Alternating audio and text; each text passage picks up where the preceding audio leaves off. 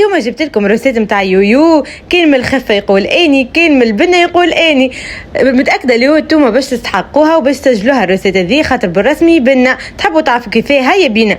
اول حاجه خذيت 3 عظمات، هزت عليهم اكستري دو فاني وكيس سكر، شتر كيس زيت، وبيان سور ما ننساوش السكر فاني بالزهر متاع فانواس.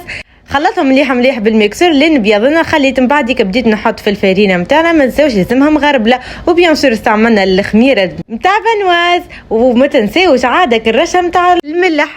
خلطهم مليح لين تحصلت على عجينه كيما قاعدين تشوفوا. تو مشيت نركح في الشحور، حطيت 2 كيسين سكر عليهم كاس ماء 10 قارص، خليته لين يطيب. وانترتو مشيت نحضر في كعبات اليويو متاعي كيما قاعدين تشوفوا. حضرتهم بعدك قليتهم في زيت يكون سخون. بعد حضرت الشحور لازم يكون سخون باش يكونوا كعبات اليويو طريين. وزينهم بالتحب بالبيستاش والا بالجرجلين، اني اخترت بالجرجلين.